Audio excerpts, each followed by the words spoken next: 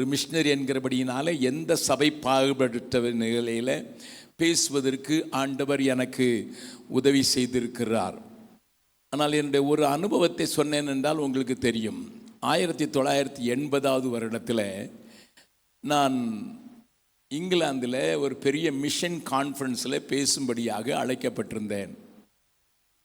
1980 என்றால் பார்த்து கொள்ளுங்கள், அதாவது கிட்டத்தட்ட 45 வருடங்களுக்கு முன்னதாக அனுபவம் இல்லாதவன், ஆனால் மிஷினரியாக கடந்து சென்று 8 வருடங்கள் ஆகியிருந்தது. என்னை அழைத்தவர்கள் அங்கே கொடுத்த பெரிய ஒரு அந்த புக்லெட்டில் எழுதியிருந்த Augustine Jebakumar, a great missionary from India, North India என்றெல்லாம் இன்ட்ரொடக்ஷன் எழுதிவிட்டு ஹீ ஸ்பீக்ஸ் வெரி குட் இங்கிலீஷ்னு எழுதியிருந்தாங்க. நான் இங்கிலீஷ் மீடியத்தில் படிக்காத ஆள், நான் தமிழ் மீடியத்தில் படிக்கிற ஆள். அப்படியெல்லாம் எழுதி என்னை அப்படியாக எழுதியிருந்தார்கள். அப்பொழுது நான் அந்த வாலிபர்கள் கூட்டத்திலே முதலாவது பேசும்படியாகவும், பின்னதாக பெரிய கான்ஃபரன்ஸ் 4000 பேர் இங்கிலாந்து மக்கள் கலந்து கொள்கிற அந்த கூட்டத்தில் பேசும்படியாக நான் அழைக்கப்பட்டிருந்த போது, நான் ஆண்டவரிடத்தில் இப்படி சொல்லிவிட்டு தான் நான் இந்தியாவை விட்டு கிளம்பினேன். ஆண்டவரே, நீங்கள் தான் என்னைய கொண்டு போகிறீங்கன்னா எனக்கு ஒரு அடையாளம் வேண்டும். அவர்கள் வாஞ்சிக்கிறார்களோ அல்லது எனக்கு சில கிருபைகள் இருக்கிறது என்றோ நான் போகுவதற்கு விரும்பவில்லை. மாறாக நீர் என்னை கொண்டு போக விரும்புகிறீர் என்றால் அதற்கு எனக்கு அடையாளம் வேண்டும். என்ன அடையாளம் என்ற ஆண்டவரத்தில் கேட்டேன் என்றால், நான் பேச ஆரம்பித்த சில நிமிடங்களில் வெள்ளைக்காரர்கள் சாதாரணமாக அழமாட்டார்கள். ஆகையினால அவர்களுடைய அழுகையின் சத்தத்தை என்னுடைய கூட்டத்திலே கேட்க வேண்டும். கிதியோன் போட்டது போல இது ஒரு முடியாத ஒரு ஃப்ளீஸ் என்று சொல்லுவேன், தோலைத்தான் நான் ஆண்டவருக்கு முன்னதாக வைத்தேன். நன்றாக ஜபித்திருந்தேன், அதை பார்ப்பதற்கு வாஞ்சையாயிருந்தேன். முதலில் அவர்களுடைய யூத் மீட்டிங் எப்படி 2வது நாள் நான் பேச வேண்டும். அந்த யூத் மீட்டிங்கில் எப்படி பிஹேவ் பண்ணுகிறார்கள் இந்த வெள்ளைக்கார வாலிபர்கள், இந்த ஒயிட் பீப்புள் எப்படி பிஹேவ் பண்ணுகிறார்கள் என்பதை பார்க்க வேண்டும் என்று நான் போயிருந்த போது, அங்கே நான் கண்ட கோலம் அலங்கோலம். 700 பேர் இருப்பார்கள், ஒருவர் மடியில் ஒருவர். அவர்கள் இருந்த சாடைகள், அவர்கள் சத்தமிட்ட ஓலமிட்ட காரியங்கள் என்னை இன்னமும் கலங்கடித்து விட்டது. 2வது நாளில் நான் பேச வேண்டும், எப்படி பேசுவது, இவர்கள் மத்தியில் நான் எப்படி நிற்பது என்கிற நிலையிலே அந்த நாளில் என்னுடைய வயது குறை, என்னுடைய அனுபவம் குறை, அவருடைய மத்தியில் நான் பேசி பழகாதவன், அவருடைய நடவடிக்கைகளை கொஞ்சம் தூரத்திலிருந்து பார்த்திருக்கிறவன். ஆகையினால அவர்கள் மத்தியில் எப்படி பேசுவது என்கிறது எனக்கு ஒரு போராட்டமாக இருந்தது. 2வது நாளில் எனக்கு முன்னதாக வர்ஷிப்பை நடத்தினவர் ஒரு பாப் சிங்கர்.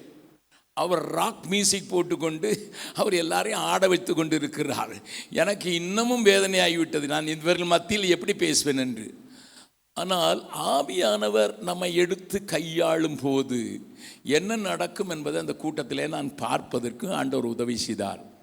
நான் போய் ஏறி நின்று இந்தியாவிலிருந்து உங்களுக்கு வாழ்த்துதல் சொல்கிறேன் என்கிற வார்த்தையை சொல்லி முடிக்கிறதுக்குள் ஒரு நிசப்தம் அந்த அறையிலே. அதே பிள்ளைகள் தான், அதே ஆண் பிள்ளைகளும் பெண் பிள்ளைகளும் இருக்கிறார்கள். அவர்கள் மத்தியில் தான் நான் பேசுகிறேனா என்கிற சந்தேகப்படுகிற அளவுக்கு ஒரு நிசப்தம். அது வந்தது மாத்திரமல்ல, நான் பேச ஆரம்பிக்க அவர்களில் சிலர் கண்ணீரை துடைத்து கொண்டே இருக்கிறார்கள். எனக்கு அது ஒரு பெரிய ஒரு நல்ல சந்தர்ப்பமாகிவிட்டது. 40 நிமிடங்கள் நான் பேசி முடித்த பிறகு நடத்தின அந்த pop singer if you hug Jebakumar you will hug India என்று சொல்லிவிட்டார். அவ்வளோதான். அந்த 700 பேர் என்னை இறுக கட்டி கொண்டார்கள், ஆண்களும் பெண்களும். எனக்கு கூச்சமாக வேற இருக்கிறது. 4வது நாளிலே நான் அந்த மிஷன் கான்ஃபரன்ஸில் பேச வேண்டும். பேசுகிற நேரம் நிறைய நிகழ்ச்சி நிரல்கள் இருந்தபடினால எனக்கு 15 நிமிடம் கொடுத்தது 10 நிமிடமாகி, 10 நிமிடம் கொடுத்தது 8 நிமிடமாகி, அப்படி 8 நிமிடத்தில் நீ பேசிவிட வேண்டும் என்று என்னுடைய நடத்துகிறவர் பக்கத்தில் இருந்து சொல்கிறார், Jebakumar, you are getting only 8 minutes, you please finish it off. I know Indian preachers are long preachers, finish it in 8. நான் சொன்னேன், எனக்கு 7 நிமிஷம் போதும் அப்படின்னேன். நன்றாய் கவனியுங்கள், ஆவியானவர் நம்மை எடுத்து கையாளும் போது நான் பேசின 3வது நிமிஷத்திலே ஓ என்று ஓலமிட்டு அழுகிற சத்தம் அங்கே கேட்டது. அந்த கூட்டத்தில் 45 பேர் முழு நேர மிஷினரியாக ஒப்பு கொடுக்கறதுக்கு முன் வந்தது மாத்திரமல்ல, 45 பேரும் 45 தேசங்களுக்கு செல்வதற்கு கர்த்தர் உதவி செய்ததை நான் அறிவேன். ஒருவர் இந்தியாவுக்கு வர வேண்டும் என்று இருந்தால், ஆனால் இந்திய அரசாங்கம் அவருக்கு விசா கொடுக்காததினால அவர் மலேசியாவில் போய், அவருடைய மனைவி ஒரு பஞ்சாபி என்கிறபடியினாலே அங்கே அவர்கள் போய் ஊழியத்தை செய்தார்கள். எதற்காக சொல்கிறேன் என்றால், பிரசங்கிகளை உருவாக்குவதற்கு அல்ல சுவாமி, எப்படி பிரசங்கம் பண்ண வேண்டுங்கிற ஞானவான்களை உருவாக்குவதற்கு அல்ல, மாறாக தேவன் கையாளுகிறவர்களை உருவாக்க வேண்டும் என்கிற ஒரு சின்ன நோக்கத்தோடு நாங்கள் பேசின அந்த சம்பாஷணியத்தின் நினைவாகத்தான் இந்த கூட்டத்தில் நீங்கள் கலந்து கொள்ள வந்திருக்கிறீர்கள். அவர்கள் யாரையெல்லாமோ எய்ம் பண்ணியிருந்தார்கள், அவர்களெல்லாம் வரக்கூடாதபடி ஏதோ ஒரு காரணத்திற்காக தடுக்கப்பட்டு விட்டார்கள். ஆனால் தேவன் தம்பி பெல் சொன்னது போல உங்களை முன் குறித்து இந்த இடத்திற்கு கொண்டு வந்திருக்கிறார். மறுபடியும் சொல்ல விரும்புகிறேன், ஒரு 59 வருஷ பிரசங்க அனுபவத்தில் நான் உங்களோடு கூட சில காரியங்களை பகிர்ந்து கொள்ள போகிறேன் என்பது அல்ல. 3 முக்கியமான காரியங்கள் இதற்கு பின்னதாக உண்டு. ஒன்று, இது ஒரு முக்கியமான நாட்கள் என்பதை நீங்கள் அறிந்திருக்கிறீர்கள், உலகத்தை பொறுத்த மட்டிலே, சபையை பொறுத்த மட்டிலே. ஏனென்றால் என்னோடு கூட சேர்ந்து திருப்புங்கள் 2 தெசலோனிக்கேயர்களே, பவுல் தெளிவாக இந்த நாட்களை குறித்து எழுதின சில காரியங்களை நீங்களும் நானும் படித்திருந்தாலும் சில காரியங்களை புரிந்து கொண்டவர்களாக நான் உங்களோடு கூட பேசுகிறதை நீங்கள் கவனிக்கும்படியாய் கேட்கிறேன். 2 தெசலோனிக்கேயர் 2வது அதிகாரம்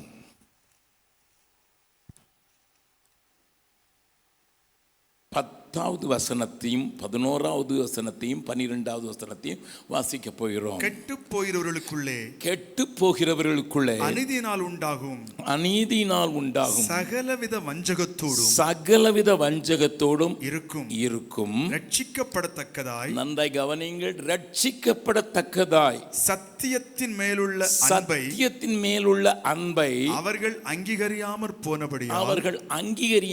போனபடியினால் அப்படி நடக்கும். ஆகையால் சத்தியத்தை விசுவாசியாமல் அநீதியில் பிரியப்படுகிற யாவரும் ஆக்கினைக்குள்ளாகும்படிக்கு அவர்கள் பொய்யை விசுவாசிக்கத்தக்கதாக கொடிய வஞ்சகத்தை தேவன் அவர்களுக்கு அனுப்புவார். நன்றாய் கவனிங்கள். தேவனே ஒரு காரியத்தை இந்த பூமியில கட்டவிழ்த்து விடுகிற ஒரு நாட்களிலே நீங்களும் நானும் சபையும் வந்திருக்கிறோம். You are in a very very important time, not an ordinary time. ஏனென்றால் அங்கே 1வது வசனத்தை வாசிக்கலாம். சகோதரரே, நம்முடைய கர்த்தராகிய இயேசு கிறிஸ்துவின் வருகையையும் நாம் அவரிடத்திலே சேர்க்கப்படுவதையும் குறித்து நாங்கள் உங்களை வேண்டிக் கொள்கிறது என்னவென்றால், முதல்ல ஆரம்பமே 2 காரியங்கள். கர்த்தராகிய இயேசு கிறிஸ்துவனுடைய வருகை, நாம் அவரிடத்தில் சேர்க்கப்பட, அதாவது ஆண்டவர் மேகத்திலே வருவார் என்று 1 தெசலோனிக்கேயர்ல இதே தெசலோனிக்கே சபைக்கு பவுல் எழுதின 4வது அதிகாரத்தில் இருக்கிறது அல்லவா, அந்த காரியமும் அதற்கு பின்பு அந்த பரிசுத்தவான்களோடு இந்த பூமியில் வருகிற காரியம், நடக்கிற காரியம் நெருங்கி வந்திருக்கும் போது உள்ள அடையாளங்களை எழுதிவிட்டு, அதற்கு முன்னதாக நடக்கிற காரியங்களை எழுதிவிட்டு முக்கியமான ஒரு காரியத்தை எழுதுகிறார். அதை இந்த நாட்களில் என்னுடைய ஆவியிலையும் என்னுடைய அறிவிலையும் என்னுடைய அநேகருடைய வாய்ப்பேச்சுகளினாலையும் கேட்டு நான் அறிந்து கொண்டிருக்கிறபடியினால் நான் இதை மறுபடியும் சொல்கிறேன். 12வது வசனத்தை மறுபடியும் வாசிங்கள். அவர்கள் ரட்சிக்கப்படத்தக்கதான வார்த்தைகளை விசுவாசியாதபடி அவர்களுடைய இருதயம் கடினப்பட்டு போனபடியினால் அவர்கள் பொய்யை விசுவாசிக்கத்தக்கதாக கொடிய வஞ்சகத்தை தேவன் அவர்களுக்கு அனுப்புவார். நான் இன்றைய நாட்களின் காரியங்களை உங்களுக்கு கொஞ்சம் சொல்லிக் கொடுக்க விரும்புகிறேன். ஆர்டிஃபிஷியல் இன்டெலிஜென்ஸ் என்பதை குறித்து நீங்கள் இப்பொழுது கேள்விப்பட்டிருப்பீர்கள், செய்திகளிலே படித்திருப்பீர்கள். இந்த காரியம் இருக்கிற உறவுகளையும் உடைப்பதற்காக அனுமதிக்கப்பட்ட ஒரு காரியம். யாரையும் நம்பக்கூடாதபடிக்கு இவர்தான் பேசுகிறாரா, இவர்கள் தான் இப்படி சொல்லுகிறார்களா என்பதை புணரக்கூடாதபடிக்கு சோசியல் மீடியாவினுடைய நெட்வொர்க்கில் ஆர்டிஃபிஷியல் இன்டெலிஜென்ஸ் என்று சொல்லப்படுகிற அந்த சாதனத்தை அழகாக நேர்த்தியாக சத்ரு தன்னுடைய கையில் எடுத்து அதை உபயோகப்படுத்துவதை நீங்கள் பார்க்கலாம். மொபைல் என்றைக்கு வந்ததோ, அதற்கு பிறகு எப்படி கொரோனா வந்ததோ, அன்றைக்கு உறவுகள் உடைக்கப்பட்டதை நீங்கள் பூமியில் பார்த்து வருகிறீர்கள். அது அதிகமாக உண்டாயிக்கொண்டே இருக்கிறது. கணவன் மனைவியிடத்தில் கூட உறவு சரியில்லாமல் போகிற அளவுக்கு மொபைல் இன்றைக்கு ஆக்குப்பை பண்ணி இருக்கிறது. பெற்றோருக்கும் பிள்ளைகளுக்கும் உறவு இல்லாத அளவுக்கு அது மாற்றிவிட்டு இருக்கிறது. அந்த மொபைல் எல்லார் கையிலையும் வந்து விட்டபடியினால இந்த ஆர்டிஃபிஷியல் இன்டெலிஜென்ஸ் வருவது எளிதாக மாறிவிட்டது. அதை எளிதாக கற்றுக்கொள்ள முடியும் என்பதை நீங்கள் ஒவ்வொரு அட்வர்டைஸ்மெண்ட்லையும் பார்க்கலாம். எளிதாக 20 நாளில் கற்றுக்கொள்ளலாம், 9 ரூபா கட்டினா போதும் அப்படி என்கிற அட்வர்டைஸ்மெண்ட் உங்கள் மொபைல்லையும் வந்து கொண்டிருக்கும். இது வேகமாக பரவும் என்று நான் உங்களுக்கு சொல்கிறேன். அந்த கம்பெனியை ஆரம்பித்தவர்கள் 9,000 பேரில் 5,000 பேரை வீட்டுக்கு அனுப்பிவிட்டார்கள் போன வாரத்தில். எதற்கு தெரியுமா? உங்கள் வேலை முடிஞ்சிட்டு இனிமேல் ஆர்டிஃபிஷியல் இன்டெலிஜென்ஸ் அதே வேலையெல்லாம் பண்ணிடும் அப்படி என்று அவர்கள் சொல்ல ஆரம்பித்து 5,000 பேரை வீட்டுக்கு அனுப்பிட்டாங்க. 4,000 பேரை வச்சிருந்தா போதும் எனக்கு, இவங்களை வச்சே என்று. ஆட்டோமேஷன் என்று சொன்னார்கள். உலகத்தில் அமேசானுடைய பொருட்கள் உங்கள் வீட்டுக்கு தேடி வருவதற்கு நிறைய ஆட்களை வைத்திருந்தார்கள். அந்த ஆட்கள் போய் நீங்கள் ஆர்டர் பண்ணினதை அவர்கள் எடுத்து ப்ராசஸில் அனுப்புவதற்கு வைத்திருந்தார்கள். அத்தனையும் இன்றைக்கு மாற்றிவிட்டு 6 லட்சம் பேர் அமெரிக்காவில் மாத்திரம் வேலையை விட்டு இழக்க வேண்டியது இல்லைன்னா ரோபோட் அதை ரீப்ளேஸ் பண்ணிவிட்டது. ஸோ ஒரு பக்கத்தில் வேலை இல்லாத காரியத்தை தள்ளிவிடும், இன்னொரு பக்கத்தில் பொய்யை நம்பத்தக்கதான காரியங்களை கொண்டு வரும். இந்த நேரத்தில் சத்தியத்தை பேசுகிற மக்கள் தேவை. The first reason for this gathering, you must preach the word of God, the truth. சரியான தெளிவான சத்தியத்தை நீங்கள் புரிந்து கொண்டவர்களாக, அறிந்து கொண்டவர்களாக, வேதத்தின் வெளிச்சத்தில் புரிந்து கொண்டவர்களாக நீங்கள் நிலைநிறுத்தினால்தான் உங்களுடைய பேச்சில் ஆண்டவருடைய வல்லமையும் சேர்ந்து அங்கே கிரியை செய்வதை நீங்கள் பார்க்க முடியும் என்பதை நான் சொல்லுவதற்காக இதை சொல்லுகிறேன். நன்றாய் கவனிங்கள். இது முக்கியமான ஒரு நேரத்தில் கர்த்தர் உங்களை இந்த ரட்சிப்பின் வெளிச்சத்தில் கொண்டு வந்து அவரை குறித்து அறிகிற அறிவை கொடுத்து அவரை அறிவிக்க வேண்டும் என்கிற ஒரு துடிப்பை உங்களுக்குள்ளே உண்டாக்கி வைத்திருக்கிறார். சாதாரணமான நேரத்தில் நீங்கள் தெரிந்து கொள்ளப்படவில்லை, நீங்கள் முக்கியமான ஒரு நேரத்தில் தெரிந்து கொள்ளப்பட்டிருக்கிறீர்கள் என்பதை புரிந்து கொள்வதற்காகத்தான் இந்த கூடுகையை கூட்டி கொஞ்சம் பேரையாயிலும் முதல் நான் விசேஷமாக கேட்டுக்கொண்டேன். திருநெல்வேலி சைட்லேருந்து நாகர்கோவில் சைட்லாம் கூட்டுறாதீங்க, நிறைய பேர் வந்துடுவாங்க. மெட்ராஸில் இருக்கிறவங்கள கூப்பிடுங்க, இங்கே இருக்கிற மக்கள் அவர்கள் தீ வைக்கட்டும், அது பரவட்டும் என்று தான் நான் சொல்லியிருக்கிறேன். ஆகையினால தம்பி பெல் சொன்னது போல நீங்கள் ஒரு விசேஷித்த கிருபையை பெற்றுக்கொண்டு இங்கேருந்து கடந்து செல்வதற்காக, ஒரு தெளிவை பெற்றுக்கொண்டு இங்கேருந்து கடந்து செல்வதற்காக கூட்டப்பட்டிருக்கிறீர்கள் என்பதை நீங்கள் புரிந்து கொள்ளுங்கள். இரண்டாவதாக, இந்த தலைப்புக்கு ஆதாரமான வசனங்களுக்கு நேராக திருப்பிக் கொள்ளுங்கள். ஏசாயா 49வது அதிகாரம் 1வது வசனத்திலிருந்து 3வது வசனம் வரை வாசிக்கப் போகிறோம்.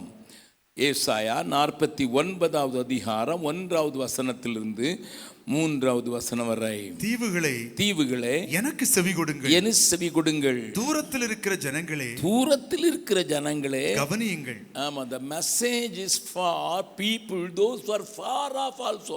உங்களை சார்ந்தவர்களுக்கு மாத்திரமல்ல, நீங்கள் போகிற சபைக்கு மாத்திரமல்ல, உங்களுக்கு வாய்ப்பு கிடைக்கிற இடங்களில் மாத்திரமல்ல, தூரத்தில் உள்ளவர்களுக்கும் ஆண்டவர் உங்களை கொண்டு செய்ய போகிற காரியத்தை சொல்லுவதற்காக ஒரு இன்ட்ரோடக்ஷனோடு கூட ஆண்டவர் தாயின் கற்பத்தில் இருந்தது முதல் கர்த்தர் கர்த்தர் என்னை அழைத்து நான் என் தாயின் வயிற்றில் இருக்கையில் என் நாமத்தை பிரஸ்தாபப்படுத்தினார். அவர் என் வாயை கூர்மையான பட்டயமாக்கி தமது கரத்தின் நிழலினால் என்னை மறைத்து என்னை துலக்கமான அம்பாக்கி என்னை தமது அம்பரா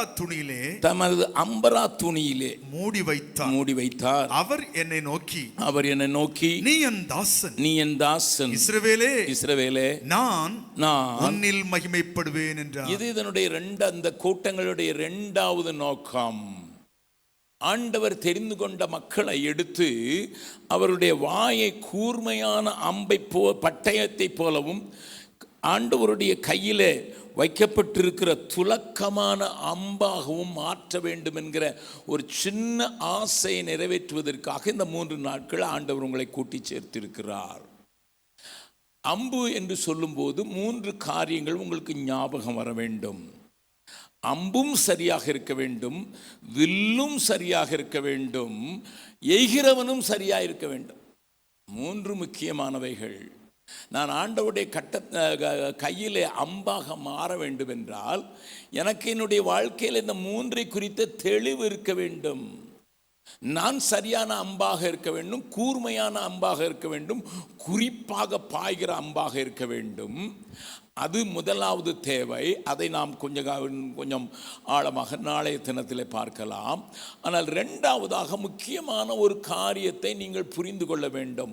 வாசிக்கலாம். ஓசியாவின் புஸ்தகம், ஓசியா தீர்க்கதரிசியின் புஸ்தகம் 7வது அதிகாரத்தில் ஆண்டவரை அங்கலாய்க்கிற ஒரு வில்லை குறித்து இங்கே பார்க்கலாம்.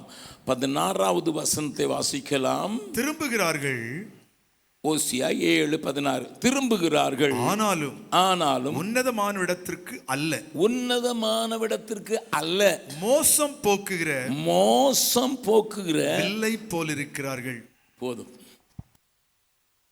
The Lord's cry, ஆண்டவருடைய ஒரு அழுகையின் சத்தத்தை ஓசியாவின் புஸ்தகத்தில் முழுவதும் நீங்கள் பார்க்கலாம். ஒரு சோரம் போன நிலையில் இருக்கிற ஒரு தேவனுடைய ஜனத்தை குறித்ததான ஆதங்கத்தை படிக்க வேண்டும் என்றால் ஓசியா புஸ்தகத்தை அடிக்கடி படிக்க வேண்டும். ஆண்டவருடைய அன்பை மறுபடி மறுதலிக்கிற ஒரு கூட்டமாக இஸ்ரவேல் ஜனங்கள் இருக்கிறதை உணர்த்தும்படியாக ஓசியா தீர்க்கதரிசியையே ஆண்டவர் ஒரு அடையாளமாக்கி அவன் மூலமாக சொன்ன காரியங்கள் அநேக நேரங்களில் நமக்கு நடுக்கத்தை உண்டாக்கும். இவ்வளவு கெட்டு போவார்களா, இவ்வளவு உணர்வற்றவர்களாய் மாறிவிடுவார்களா, இவ்வளவு அவர்களுடைய காரியங்களிலே மாற்றங்கள் ஏற்பட்டு விடுமா என்கிற அந்த காரியத்தை தேவன் தெரிந்து கொண்டு வேறு பிரித்து தனக்கென்று பரிசுத்தப்படுத்தி நிலைநாட்டின ஒரு கூட்டத்தின் மத்தியிலே நடக்கிறது என்று சொன்னால் அது நமக்கு பெரிய வேதனையை கொடுக்கும். இந்த புஸ்தகத்தை வாசிக்கும் போது பல முறைகள் நான் தனியாக உட்கார்ந்து ஓ என்று அழுதிருக்கிறேன். எதற்கென்றால் ஆண்டவரே, நீங்கள் தானே கொஞ்சம் ஜனமாக இருந்தபோது அவர்களை வேறு பிரித்து அவர்களுக்காக யுத்தங்களை நடப்பித்து அவர்களை போஷித்து அவர்களை நடத்தி அவர்களை காத்து அவருடைய காரியங்களிலே அற்புதங்களை தொடர்ச்சியாக செய்து எதிரிகளை விரட்டிவிட்டு குளவிகளை கொண்டு கூட விரட்டிவிட்டு அவர்களை ஸ்தாபித்த தேசத்தில் நல்ல ராஜாக்களை தந்தீர். தாவீதை தரவில்லையா? எசேக்கியா ராஜாவை தரவில்லையா? உசியா ராஜாவை தரவில்லை? அவர்களெல்லாம் கொஞ்சம் விழுந்து போனது உண்மைதான் என்றாலும் அவர்கள் மத்தியில் வசனத்தை பிரசங்கித்து ஆண்டவருடைய ஆலயத்தின் பேரில் வைராக்கியம் கொள்கிற ராஜாக்களை தரவில்லையா? கூடவே அவர்களுக்கு நல்ல தீர்க்கதரிசிகளை தரவில்லையா? எலிசாவை தரவில்லையா? அப்படி இருந்த போதிலும் இவர்கள் இப்படியாய் கெட்டு போயிருக்கிறார்கள், அவர்களை பார்த்த பின்னரும் இப்படி கெட்டு போயினார்களே என்று சொல்லி நான் அநேக நேரங்களில் அழுதது உண்டு. அதற்கு ஒரு முக்கியமான காரணம் மோசம் போக்குகிற வில். நல்ல கவனிங்கள். You may be a better arrow, ஒரு நல்ல அம்பாக இருக்க முடியும்.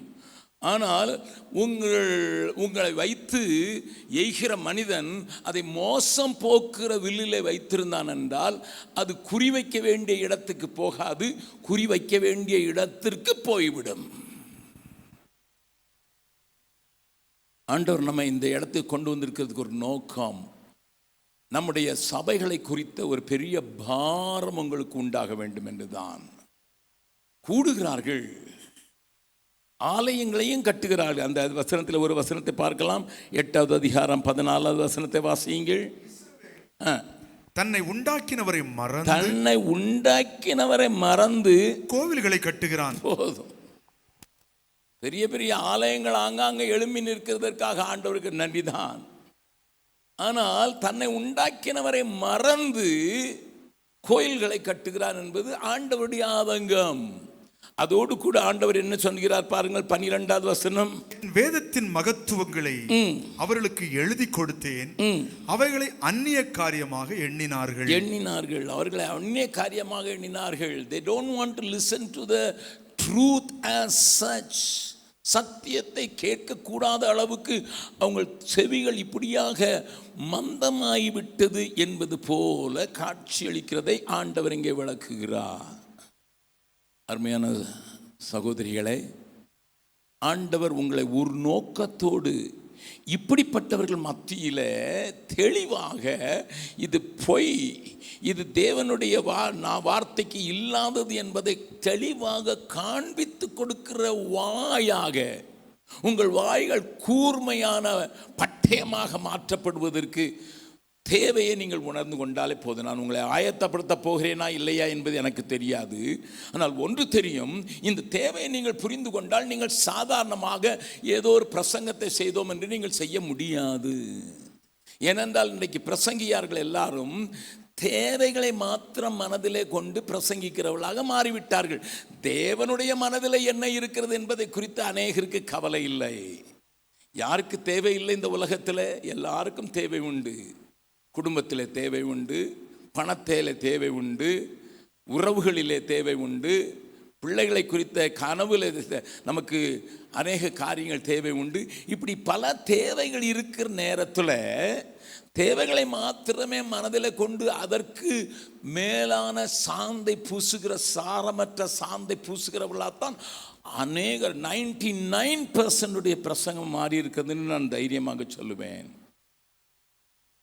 கர்த்தருடைய பரிசுத்த நாம ஸ்தோத்திரம். நான் சிறு பிள்ளையாக இருந்தபோது கன்வென்ஷனுக்கு ஜாய்ஸ் பொன்னம்மா என்று ஒருவர் வருவார்கள், ராஜம்மா பொன்னம்மா என்று வருவார்கள். அவர்களெல்லாம் பிரசங்கியார்கள், கன்வென்ஷனில் பேசுகிறவர்கள். அவர்களுடைய பேச்சு அப்படியே பட்டயத்தால் வெட்டுவது போல இருக்கிறதை நான் பார்த்துருக்கிறேன். நான் சிறு பிள்ளைகள், எங்களுக்கு மனம் திரும்ப வேண்டும் என்பெல்லாம் எனக்கு தெரியலை. ஆனால் அந்த கூட்டங்களிலே பிடித்து வைத்தது போல உட்கார்ந்திருந்து கேட்ட ஞாபகங்கள் எனக்கு உண்டு. அப்படிப்பட்ட பெண் பிரசங்கியார்கள், தீர்க்க தரிசனமாக வார்த்தைகளை கொண்டு வருகிறவர்கள் எங்கே என்கிற ஒரு ஏக்க தொனியை நிறைவேற்றிவிட வேண்டும் என்கிற நோக்கத்தோடு தான் உங்களை கூப்பிட்டு அதனுடைய தேவையை காண்பிப்பதற்காகத்தான் இங்கே கூடி வந்திருக்கிறோம். ஆண்டவர் உங்களை கொண்டுதான் அது செய்ய வேண்டும். யோபுவோடு ஆண்டவர் பேசும்போது 3 விதமான மிருகத்தை கொஞ்சம் காண்பிக்கிறார். தம்பி பெல் அதை சொன்னதினாலே நான் அதை கொஞ்சம் உங்களுக்கு காண்பித்து கொடுக்க விரும்புகிறேன். யோபுவினுடைய புஸ்தகம் 39வது அதிகாரம், அங்கே 3 விதமான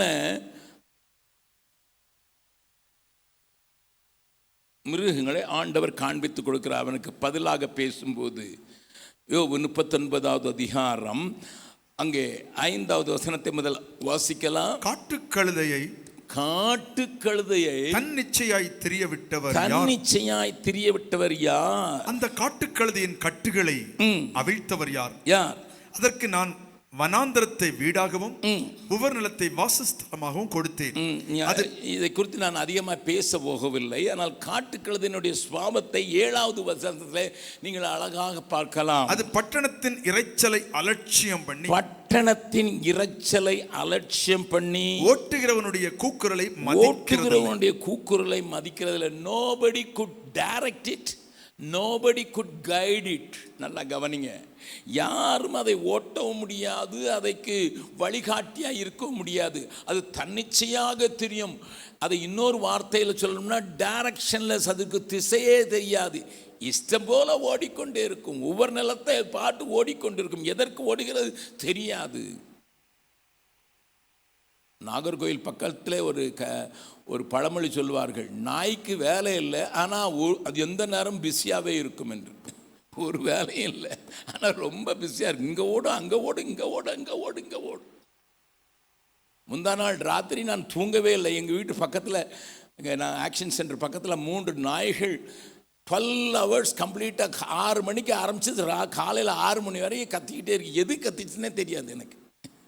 12 மணிக்கு ராத்திரி கத்துது, காலையில் 2 மணிக்கு கத்துது, கத்திக்கிட்டே இருக்குது. ஒன்று விட்டு நான் ஒன்று கட்டிக்கிட்டே இருக்கு. எது கத்து தெரியாது. இந்த காட்டு கழுதைகளை பாருங்கள், no direction, wild donkeys. Most of the preaching are exactly like that. என்னையா டைரக்ஷன் தெரியாது, ஏதோ சொல்ல வேண்டும் என்பதற்காக சொல்லப்படுகிறதாக. ஏராளமான நாட்களில் ஏராளமான பிரசங்கங்களை, ஏராளமான பிரசங்கிகளை சிறு வயதிலிருந்து பார்த்து வந்ததினால் நான் சொல்லுகிறேன். ஒருவேளை என்னுடைய 21வது வயதில் இதெல்லாம் ஆண்டவர் என்னுடைய அறையில் வந்து ரட்சித்தார். நான் ஒரு கூட்டத்தில் ரட்சிக்கப்பட்டவன் அல்ல. ஆனால் என்னுடைய வாழ்க்கையில் நான் ஏராளமான பிரசங்கங்களை தொடர்ச்சியாக கேட்டுக்கொண்டே வந்தவன். இன்றைய பிரசங்கங்களையும் அன்றைய பிரசங்கங்களையும் நான் கேட்டிருக்கிறேன். உங்களுக்கு யாருக்கு தெரியுமோ தெரியாது, குஞ்சப்பின்னு ஒருத்தர் உண்டு. அப்படி நாக்கை கடித்து கொண்டு பேசுவார். பாதிரி வீட்டில் தான் தங்கியிருப்பார். பாதிரியாருக்கு அன்னைக்கு விழுந்தது அவ்வளோதான், அவரை உண்டு இல்லை என்று ஆக்கி விடுவார். அவ்வளோ கடினமாக பாவத்தை குறித்து எடுத்து. அந்த நாட்களில் கிறிஸ்துவுக்குள்ள வந்தவர்கள் நன்றாக உறுதியாக இருப்பதற்கு அவருடைய பிரசங்கங்கள் காரணம் என்பதை என் வாழ்க்கையிலே நான் கண்டவன். மறுபடியும் சொல்லுகிறேன், ஏதோ டைரக்ஷன் இல்லாத பிரசங்கங்கள் நமக்கு தேவையில்லை. புல்பீட்டில் ஒரு நோக்கம் இல்லாத காரியங்கள் தேவையில்லை. இன்னொரு காரியம், அதே பாருங்கள், 9வது வசனத்திலிருந்து வாசிக்க போகிறோம். இது காண்டாமிருகம் என்று போட்டிருக்கிறது. ஆங்கிலத்தில் வைல்ட் ஆக்சன் என்று போட்டிருக்கிறது. அது பைசன், காட்டு எருமை என்று சொல்ல வேண்டும். காட்டெருமையை குறித்து என்ன போட்டிருக்கிறது? உன்னிடத்தில் சேவிக்க சம்மதிக்குமோ? அதுக்கு ஸ்ட்ரென்த் இருக்குது. ஒரு ஜீப்பையே தூக்கி அப்படி அடிச்சிரும், தூக்கி அப்படி போட்டுரும் அசால்ட்டா. சம்மதிக்குமோ? அது உன் முன்னணிக்கு முன்பாக ராத்தங்குமோ? முன்னணிக்கு முன்பாக ராத்தங்குமோ? படைசால்களை உள நீ காண்டாமிருகத்தை கயிறு போட்டு ஏரிலே பூட்டுவாயோ? அதை கொண்டு நீ ஏர் பூட்ட முடியாது. அது உனக்கு இசைந்து பரம்படிக்குமோ? அது அதிக பலம் உள்ளது நீ நம்பி, அதற்கு ஏராளமான பலம் இருக்கிறது நம்பி அதனிடத்தில் வேலை வாங்குவாயோ? உன் தானியத்தை அது உன் வீட்டில் கொண்டு வந்து உன் களஞ்சியத்தில் சேர்க்கும் என்று நீ அதை நம்புவாயோ? No use at all. such a strong animal, அவ்வளவு பலமுள்ள மிருகம் ஒரு காரையே தூக்கி போட்டு விடும், ஒரு ஜீப், ஒரு ட்ரக்கையே தூக்கி போட்டு விடும். நீங்கள் பார்த்துருக்கலாம் படங்களில். அப்படிப்பட்ட பலமுள்ள இந்த காண்டாமிருகம் என்ன பிரயோஜனம்? அதை கொண்டு வீட்டில் தானியத்தை சேர்க்க முடியுமா? அதை கொண்டு ஹார்வெஸ்ட்டுக்கு உதவி செய்ய முடியுமா? அதை கொண்டு பரம்படிக்க முடியுமா? அதை கொண்டு வயலை உழ முடியுமா? ஒன்றுமே செய்ய முடியாது. What is the use? பெரிய வல்லவர்கள் என்று சொல்லுகிறவர்களுடைய நிலைமை இப்படி. ஆனால் தம்பி பெல் சொன்னது போல அங்கே குதிரையை குறித்தும் சொல்லப்பட்டிருக்கிறது. 19வது வசனத்திலிருந்து வாசிக்கலாம். குதிரைக்கு நீ வீரியத்தை கொடுத்தாயோ? குதிரைக்கு நீ வீரியத்தை கொடுத்தாயோ? அதன் தொண்டையில் குமரலை வைத்தாயோ? 21வது வசனம். அது தரையிலே தாளடித்து தன் பலத்திலே கழித்து ஆயுதங்களை தரித்தவருக்கு எதிராக புறப்படும். அது கலங்காது. பட்டயத்துக்கு பின்வாங்காது. பயப்படுதலை அலட்சியம். பயப்படுதல் அதனுடைய டிக்ஷனரியிலே இல்லை. அம்பரா துணியும் மின்னுகிற ஈட்டியும் கேடகமும் அதன் மேல் கலக்கும் போது கர்வமும் மூர்க்கமும் கொண்டு தரையை விழுங்கி விடுவது போல அனுமானித்து எக்காலத்தின் தொனிக்கு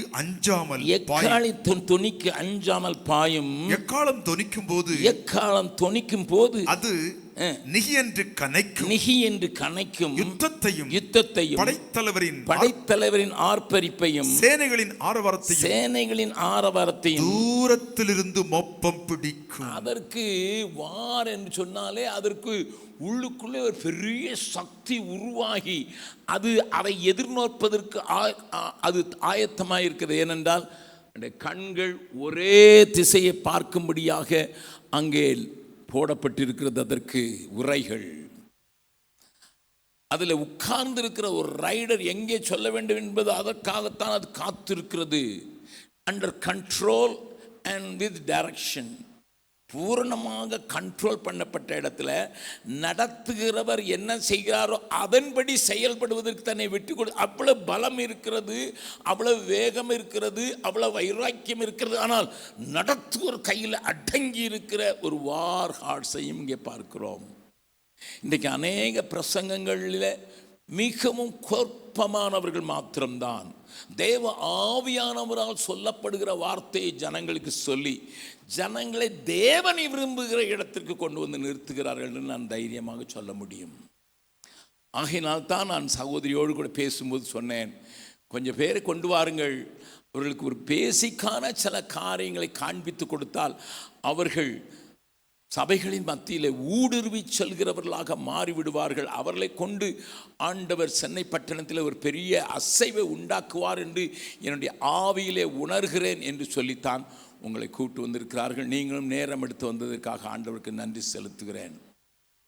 அருமையான தேவனுடைய பிள்ளைகளே, ஆண்டவர் இந்த அர்ஜென்ட்டான ஒரு நேரத்தில் இந்த தேசத்தில் யுத்த மேகம் நடந்து கொண்டிருக்கிறதை, அதாவது கார் மேகம் என்றே சொல்லுவேன், இந்த தேசத்தை ஆக்குப்பை பண்ணி கொஞ்சம் கொஞ்சமாக கிறிஸ்தவ போதனைகளே இல்லை. ஒருவேளை சுப்ரீம் கோர்ட்டில் சமீபத்தில் வந்த ஒரு தீர்ப்பு, யாரும் பிரசங்கம் பண்ணதை தடுக்க முடியாது, யாரும் கூட்டம் கூடி ஜெபிக்கிறதை தடுக்க முடியாது என்று வந்திருந்தாலும் அதற்கு அடுத்த நாளிலே உத்தரப்பிரதேசத்தில் நடக்கிற சொல்லி நான் உங்களை பயமுறுத்த விரும்பவில்லை. So God needs you. தேவனுக்கு நீங்கள் கண்டிப்பாக அவர் விரும்புகிற விதத்தில் நீங்கள் செயல்பட வேண்டும் என்பதை மனதில் கொண்டவர்களாகத்தான் இந்த கூட்டத்தை கூட்டி வச்சிருக்கிறோம். கர்த்தருடைய பரிசுத்த நாம ஸ்தோத்திரம். ஒருவனை பாருங்கள் எப்படி அம்பு எய்கிறான் என்பதை பாருங்கள். 1 ராஜாக்கள் 22வது அதிகாரம், 1 ராஜாக்கள் 22வது அதிகாரத்தில் அங்கே ஒரு மனிதனை குறித்து போட்டிருக்கிறது. 34வது வசனத்தை வாசிக்கலாம். ஒருவன் நினையாமல் வில்லை நாணேற்றி எய்தான். ஒரு சிந்தனையிலே ஒன்றுமில்லாமலே அவன் செயல்படுகிறான். அது இஸ்ரவேலின் ராஜாவினுடைய கவசத்தின் சந்துகளுக்குள் பட்டது. நந்த கவனிங்கள், ஒரு ராஜாவை வீழ்த்துகிறது கூட ஆண்டவர் தான் இந்த அம்பை டைரக்ட் பண்ணியிருக்கான்னு நினைக்கிறேன். அவனுக்கு ஒரு டைரக்ஷன் இல்லை. அவன் இஸ்ரவேல் ராஜாவை பார்த்து எரியணும்னு எரியலை. ஏன்னா இஸ்ரவேல் ராஜா அங்கே வேஷம் மாறி இருக்கிறான் அந்த யுத்தத்தில். அவனை யாரும் அடையாளம் காட்டுக்கூடக்கூடாதுன்னு சொல்லி யோசபாத்தை நீ ராஜாவாக வருமென்னு சொல்லியிருக்கிறான். அவன் அதுக்கு முன்னதாக நீங்கள் வாசித்து பார்த்தீர்கள், அவனை சூழ்ந்து கொண்ட போது இல்லை நான் ராஜா இல்லை என்று கத்துகிறான், நான் இஸ்ரவேலின் ராஜா இல்லை என்று கத்துகிறான். ஆனால் ஒருவன் நினையாமல் அனுபவித்தான். அது நேராக, because it was the arrow was totally controlled and directed by God. தேவன் ஆகாபை குறித்து தண்டனை நிறைவேற்றுவதற்கு இந்த அம்பை உபயோகப்படுத்துகிறார். ஒரு இஸ்ரவேலை மோசம் போக்கின ஒரு தலைவனை வீழ்த்துவதற்கு, இஸ்ரவேலை முழுவதுமாக விக்கிரகங்களுக்கு விற்று போட்ட ஏசபேலுக்கு தன்னை விற்று போட்ட அந்த ராஜாவுடைய கையிலிருந்து விளைவைத்த தப்ப வைப்பதற்கு ஆண்டவர் ஒரு அம்பை உபயோகப்படுத்துகிறார். ஏனென்றால் அது controlled and directed by God. தேவனால் அது நேராக்க அந்த சந்திக்குள் பட்டு அவன் இங்கே கொன்று போடுகிறதை பார்க்கலாம். ஆகையினால் நீங்கள் தேவனுடைய கரங்களிலே, ஆண்டவரே நாங்கள் விரும்புகிற மாதிரி அல்ல, நீர் விரும்புகிற மாதிரி நாங்கள் பூரணமாக எங்களை ஒப்பு கொடுத்து உம்முடைய கரத்தில் உம்மால் இயக்குவிக்கப்படுகிறவர்களாக மாறி எங்கள் ஜனத்துக்குள்ளே ஒரு பெரிய எழுப்புதலை திசை திருப்பி அவர்கள் பொய்க்கு தங்களை விட்டு போடுவதற்கு முன்னதாக அவளை சரியான வழியில் கொண்டு வந்து நிறுத்துவதற்கு எங்களை எடுத்திருக்கிறீர்கள் என்பதை சொல்லுவதற்காகத்தான் இந்த கூட்டத்தை நாம் ஒழுங்கு செய்திருக்கிறோம். தேவன் உங்களோடு கூட அதை உணர்த்துவிப்பார் என்று விசுவாசிக்கிறேன். ஒரு பெரிய பாரத்தோடு, ஒரு பெரிய கரிசனையோடு, இன்றைய சபையை குறித்த கரிசனை. வெளியே இருக்கிறவர்களுக்கு நீங்கள் அவசியம் தேவைதான். ஏனென்றால் வெளியே இருக்கிறவர்களும் தூரத்தில் இருக்கிறவர்களும் இதை கேட்க வேண்டும் என்பதை விரும்புகிறோம். ஆனால் சபை என்கிற அந்த காரியம் சரியான அஸ்திபாரம் இல்லாமல் மோசம் போக்கும் அம்பா இது வில்லாக இருக்குமானால் அதனால் எய்கிறவர்களுடைய பிரயாசங்கள் வேணாகிவிடும், அம்புகள் வேஸ்ட் ஆகிவிடும் என்கிறதை உணர்ந்து அது சரி செய்யப்படுவதற்கு கர்த்தர் உங்களைத்தான் நம்பியிருக்கிறார் என்ற தேவன் தெளிவான வார்த்தைகள் உங்கள் வாயிலை வைக்க விரும்புகிறார். நீங்கள் அறிந்து கொள்ள வேண்டிய ஒன்று, பிரசங்க ஊழியத்தினால் தான் ஆண்டவர் ஜனங்களை ரட்சிக்க முடியும் என்பதில் 100க்கு 100 நான் நம்புகிறேன். பாடல்கள் தேவை, அது முன்னால் ஒரு சூப் குடிக்கிற மாதிரி, ஒரு அப்பைடைசர் குடிக்கிற மாதிரி தான். பாடல்கள் நமக்கு தேவை, நம்மை ஆயத்தப்படுத்துவதற்கு. ஒரு பூமியை ஆயத்தப்படுத்துவது போல பாடல்கள் அதை ஆயத்தப்படுத்துவது. ஆனால் பிரசங்கம் மாத்திரம்தான் ஜனங்களை ரட்சிக்கிறது என்பதை நீங்கள் நன்றாக அறிந்து கொள்ள வேண்டும். வாசிக்கலாம் 1 கொரிந்தியர் 1வது அதிகாரம். 1 கொரிந்தியர் 1வது அதிகாரத்தில் பவுல் சொல்கிற வார்த்தைகளை கொஞ்சம் பாருங்கள். 21வது வசனம். எப்படியெனில் தேவ ஞானத்திற்கேற்றபடி உலகமானது சுய ஞானத்தினாலே தேவனை அறியாதிருக்கையில் பைத்தியமாக தோன்றுகிற பிரசங்கத்தினாலே விசுவாசிக்கிறவர்களை ரட்சிக்க தேவனுக்கு பிரியமாயிற்று. God depends on the preaching of his word. தேவன் தம்முடைய வார்த்தைகள் பிரசங்கிக்கப்படுவதில் தான் ஆண்டவர் குறியாக இருக்கிறார் என்பதை நீங்கள் மறந்து போகக்கூடாது. இன்னொரு வசனத்தை கூட வாசிக்கலாம். ரோமரிலே 15வது அதிகாரம், ரோமருக்கு எழுதின நிருபம் 15வது அதிகாரம் 18வது வசனத்தை வாசிங்கள்.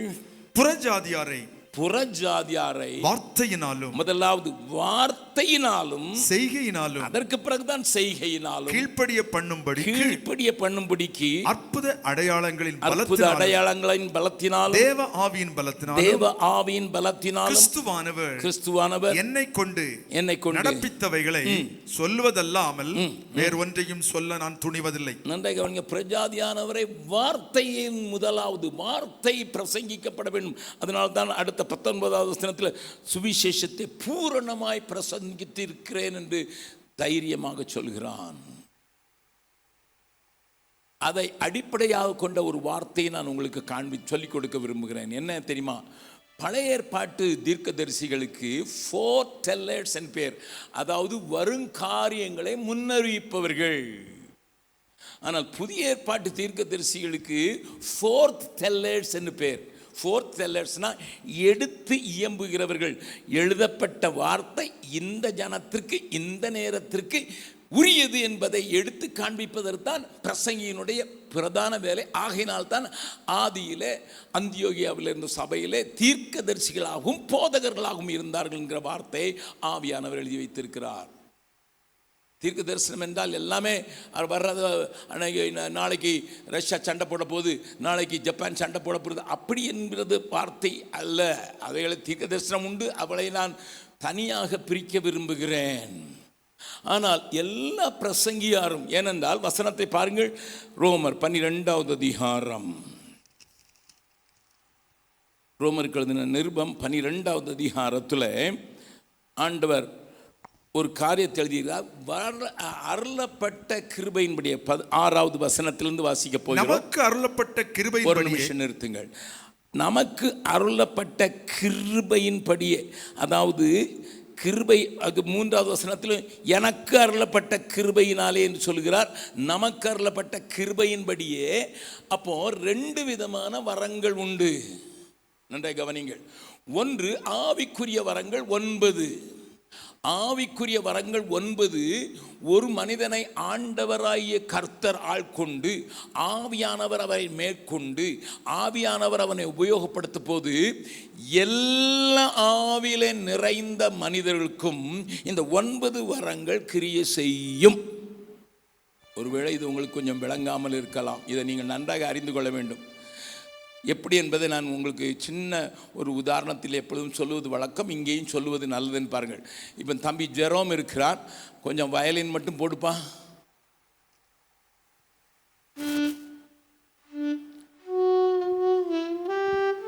வயலின் சவுண்டும் அங்கே இருக்கிறது. ஒரு ட்ரம் ஒன்று போடுப்பா. இதுவும் அங்கே இருக்கிறது. எல்லாமே அதே உள்ளுக்குள்ள தான் இருக்குது. எப்படி அவன் கை வைக்கிறானோ அப்படி அது சத்தம் போடுகிறது. எனக்குள்ளே ஆவியானவர் இருக்கிறார். எந்த தேவையோ அவருடைய சித்தத்தின்படி. அதனால்தான் எழுதப்பட்டிருக்கிற வார்த்தை பாருங்கள். 1 கொரிந்தியர் 12வது அதிகாரம், 1 கொரிந்தியர் 12வது அதிகாரம் 11வது வசனத்தை பாருங்கள். இவைகள் எல்லாம் மேல வரங்களை குறித்து சொல்லிவிட்டு இவைகள் எல்லாம் அந்த ஒரே ஆவியானவர் நடப்பித்து தமது சித்தத்தின்படியே அவனவனுக்கு பகிர்ந்து கொடுக்கிறார். ஆமா, அந்த நேரத்துல என்ன வேணுமோ அதை ஆண்டவர் அந்த நேரத்தில் ஆபரேட் பண்ணுகிறார். மறந்துடாதீங்க, உங்களுக்குள்ள 9 வரங்களையும் உடையவராகத்தான் ஆவியானவர் முழுமையாக வருவார். கையை மட்டும் நீட்டிட்டு வர மாட்டார், காலை மட்டும் நீட்டிட்டு வர மாட்டார். அவர் வந்தால் பூரண புருஷராக வருகிறார். அவர் வரும்போது பூரண ஆசீர்வாதம் இருக்கிறது. பூரண 9 வரங்களும் 9 விதமான வரங்களும் உங்களுக்குள்ளே இருந்து கிரியை செய்ய முடியும் என்பதை நாளைக்கு கொஞ்சம் விளக்கமாக சொல்கிறேன். ஆனால் அது முடியும் என்பதை நீங்கள் அறிந்து கொள்ள நான் என்னை ஒரே வார்த்தையில் சொல்ல வேண்டுமானால் சொல்ல, the spiritual gifts are for all. ஆவிக்குரிய வரங்கள் அனைவருக்கும் உரியது. ஆனால் கிருபையின் வரங்கள் நம்முடைய அழைப்புக்கு தகுந்தாற் போல் இருக்கும். Grace gifts are according to our call. ஆவிக்குரிய வரங்கள் spiritual gifts are for all. Grace gifts are according to the call. இப்பொழுது ரோமருக்கு எடுத்துங்கள். ரோமர் 12வது அதிகாரத்துக்கு திருப்புங்கள் மறுபடியுமாக. நமக்கு அளிக்கப்பட்ட கிருபையின்படியே. அந்த வசனத்தை எல்லாரும் கவனிக்கும்படியாய் கேட்கிறேன். 6வது வசனத்திலிருந்து 6வது வசனம். நமக்கு அருளப்பட்ட கிருபையின்படியே நம் வெவ்வேறான வரங்கள் உள்ளவரானபடினாலே. இது கிருபையின் வரங்களை குறித்து சொல்லுகிறது. கிருபையினால் உண்டாகிற வரங்கள். அதனால என்ன செய்யுது? முதல்ல சொல்லி இருக்கிறது, நம்மில் தீர்க்க தரிசனம் சொல்லுகிற வரத்தை உடையவன் விசுவாச பிரமாணத்திற்கு ஏற்றதாக. நல்லா கவனிங்க. தீர்க்க தரிசனம்னா அவர் சொல்றது நான் சொல்றேன்னு தானே அர்த்தம். எதுக்கு நான் பார்க்கணும், செக் பண்ணணும்? விசுவாச பிரமாணத்துக்கு ஏற்றபடி நான் செக் பண்ணணும்? இல்லை இல்லை இல்லை இல்லை. இங்கேருந்து வந்து சொல்கிறது நாம் நினைக்கிற அந்த தீர்க்க தரிசன வார்த்தைகள் அல்ல.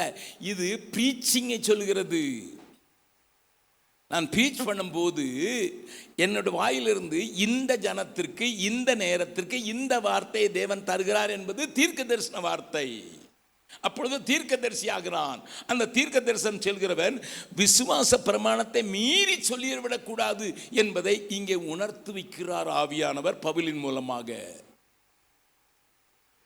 அங்கே வித்தியாசமான ஊழியம் செய்கிறவன் என்று சொல்கிறது. மினிஸ்ட்ரி பண்ணுற, உதவி செய்கிறவர்கள், போதிக்கிறவர்கள், ப்ரீச் பண்ணுறவர்கள், புத்தி சொல்கிறவர்கள், கவுன்சில் பண்ணுகிறவர்கள், பகிர்ந்து கொடுக்கிறவர்கள், ஷேர் பண்ணுகிறவர்கள் என்று நீங்கள் பிரித்து கொண்டு அது அக்கார்டிங் டு த கால் அவர்கள் கொடுக்கப்படுகிறது. உங்களை கூட்டி வைத்ததனுடைய நோக்கம், நீங்கள் இந்த நேரத்திற்கு இந்த வார்த்தை இந்த கூட்டத்தில் ஆண்டவர் சொல்ல விரும்புகிறார் என்கிற வார்த்தையை உடையவர்களாக நீங்கள் மாறிவிட வேண்டும் என்பதற்காகத்தான் இந்த கூட்டத்தை உங்களுக்கு காண்பித்து கொடுத்து உங்களை கொண்டு தேவன் பெரிய காரியங்களை செய்ய வேண்டும் என்கிற ஒரு பெரிய நோக்கத்தோடு கொடுத்தான் இந்த கூடுகையை கூட்டியிருக்கிறோம். இதைத்தான் நான் உங்களுக்கு இன்ட்ரோடக்ஷனாக சொல்ல விரும்புகிறேன். It's not just a class. It's not just a class where I teach and you listen and அதை நல்ல டீச்சிங் இருந்தது என்பதுக்காக அல்ல.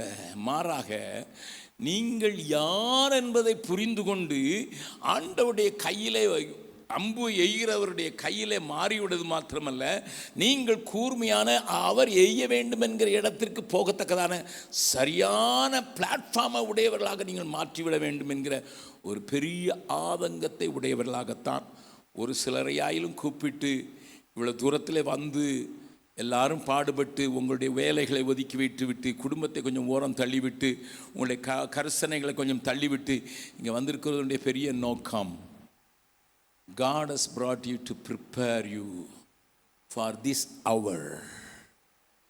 இந்த நேரத்திற்கு உங்களை உருவாக்கும்படியாக, இந்த நேரத்தில் உங்களை உபயோகப்படுத்தும்படியாக, அதுவும் விசேஷமாக திசைக்கெட்டு போய்கொண்டிருக்கிற தெரிந்து கொள்ளப்பட்ட மக்கள் மத்தியில் நீங்கள் அவருக்கு பிரயோஜனமாகி சபையில் ஒரு பெரிய மறுமலர்ச்சி மாத்திரமல்ல சீர்திருத்தத்தை கொண்டு வரத்தக்கதாக கர்த்தர் உங்களை கையில் எடுக்கிற ஒரு பெரிய நோக்கத்தோடு தான் இங்கே நீங்கள் வரவழைக்கப்பட்டிருக்கிறீர்கள். ஆண்டவர் உங்களை கொண்டு வந்ததுக்கு அது ஒரு பெரிய நோக்கம். As an introduction, I share this from the bottom of my heart. இந்த இருதயத்தின் ஆழத்திலிருந்து ஒரு பாரத்தை சகோதரியோடு பகிர்ந்து கொண்ட அதே பாரத்தை நான் உங்களோடு கூட பகிர்ந்து கொண்டிருக்கிறது காரணம், ஆண்டவரே, ஒரு பொல்லாத நாட்களில் வந்திருக்கிறோம்.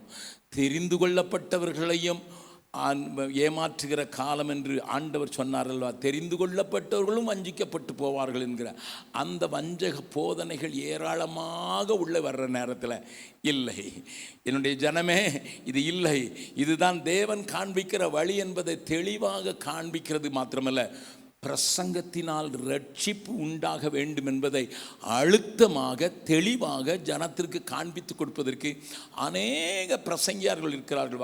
வாரம் ஒவ்வொரு சபையில் யாராலும் பிரசங்கம் பண்ணத்தானே செய்கிறார்கள். ஆனால் அதுக்கு சரியான அடிப்படை இல்லாமல் இருக்கும்போது உங்களுக்கென்று வாய்ப்புகளை உண்டாக்க ஆண்டவர் உண்டாக்குவது மாத்திரமல்ல, உண்டாக்கி கொடுக்கும்போது இன்னொரு தடவை எங்களுக்கு சொல்லுங்கள் என்று சொல்லுகிற அளவுக்கு உங்களை ஆண்டவர் கையில் எடுத்து உங்களுடைய வார்த்தைகளை கூர்மையாக்கி ஜனங்களை தன்னிடத்தில் திருப்புவதற்கு ஏதுவாக இந்த 3 நாட்களும் அமையும் என்று பூரணமாக நம்பித்தான் இந்த இடத்துல உங்களை கூட்டி வைத்திருக்கிறோம். அதற்கு நம்மை ஆயத்தப்படுத்தும்படியாக எல்லாரும் எழுந்து நின்று ஒரு சில நிமிடங்கள் இருதயத்தின் ஆழத்திலிருந்து கொஞ்சம் ஜெபிக்க போகிறோம். ஏனென்றால் நான் இந்த சொல்லப்பட்டிருக்கிற காரியங்கள் எல்லாம் இங்கே போட்டிருக்கிற டைம் படியே நடக்கும். ஆண்டவரை நோக்கி பார்த்து, ஆண்டவரே, நாங்கள் எங்களை உம்முடைய கரத்தில் தருகிறோம். ஆண்டவரே, எங்களை உருவாக்குவதற்கு எங்கள் விருப்பம் அல்ல, எங்களுடைய விருப்பத்தின்படி அல்ல சுவாமி.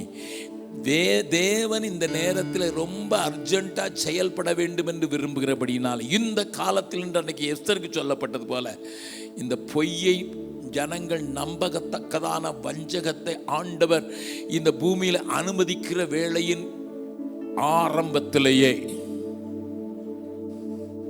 வேதம் கற்றவர்களும் வேதத்தை மறுதலிக்கிற காலங்கள் வருகிற அந்த நேரத்திலேயே வேதம் தெரிந்தவர்களும் வேதத்தை விட்டு விலகி மாறிப்போய் எப்படியும் வாழலாம் என்கிற நிலைக்கு தள்ளப்பட்டிருக்கிற ஒரு பொல்லாத காலத்தில் பரிசுத்த குலைச்சலை அன்றைக்கு எப்படி தீர்க்கதரிசிகள் உள்ளே கொண்டு வந்தார்களோ, மோவாபியர் உள்ளே கொண்டு வந்தார்களோ, அப்படி கள்ள காரியங்கள் ஏராளமாய் புகுந்து சபைகளுக்குள்ளே காட்டுப்பன்றிகள் உழுதது போல உழுகிற இந்த நேரத்தில் தேவன் எங்களுடைய வாயை கூர்மையாக்குவதற்கு, எங்களை உரியான பட்டயமாக்குவதற்கு, எங்களை சரியான கையிலே அவர் எடுப்பதற்கு, எங்களை சரியான டைரக்ஷனை அனுப்புவதற்கு, அல்லேலூயா, தேவனே எங்களை கையில் எடுக்கிறதற்காக நன்றி என்று சொல்லி அதற்கு உரிய ஒரு மனநிலையை தேவன் நமக்கு தரும்படியாக, ஒரு எதிர்பார்ப்பலை தரும்படியாக, ஒரு எதிர்பார்த்தலை நான்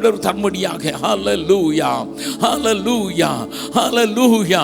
ஆண்டவரே, என்னிலே அப்படி உருவாக்கும் ஆண்டவரே, என்னில உருவாக்கும் ஆண்டவரே, என்னை தருகிறேன் உம் கரத்தில், என்னை படைக்கிறேன் உம் பாதத்தில், என்னை தருகிறேன் உம் கரத்தில், என்னை படைக்கிறேன் உம் பாதத்தில், உருவாக்குமே என்னை உருவாக்குமே உருவாக்குமே என்னை உருவாக்குமே. குயவனே உம் கையில் களிமண்ணான் உடைத்து உருவாக்கும். குயவனே உம் கையில் களிமண்ணான் உடைத்து உருவாக்கும். என் சித்தம் அல்ல உம் சித்தம் நாதா, தருகிறேன் உம் கரத்தில். என் சித்தம் அல்ல உம் சித்தம் நாதா, தருகிறேன் உம் கரத்தில். என்னை தருகிறேன் தருகிறேன் உம் கரத்தில். என்னை படைக்கிறேன் படைக்கிறேன் உம் பாதத்தில். என்னை தருகிறேன் தருகிறேன் உம் கரத்தில். என்னை படைக்கிறேன் படைக்கிறேன் உம் பாதத்தில்.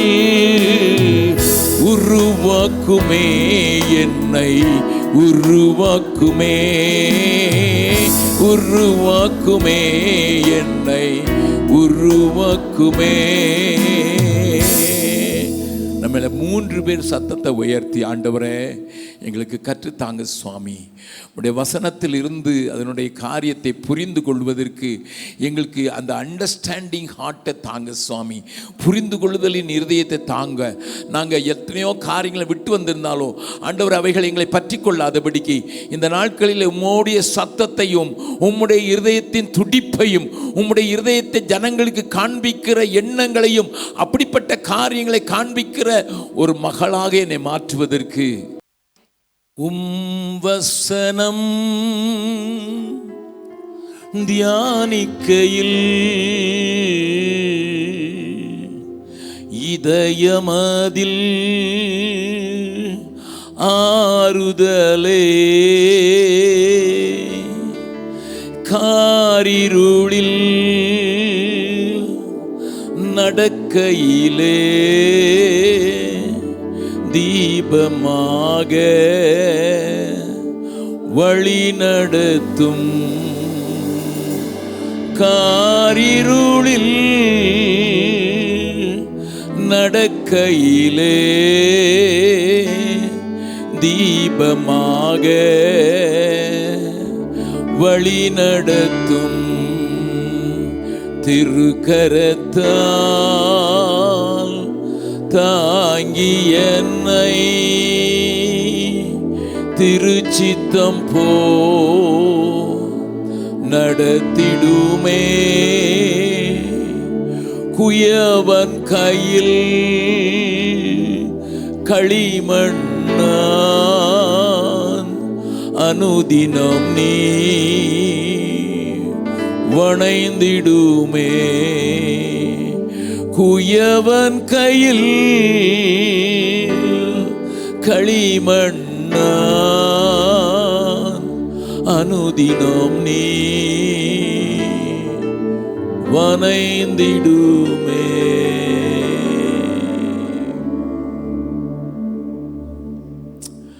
அப்படியாக கடவுது ஆண்டவரே, அப்படியாக கடவுது. ஆமென்.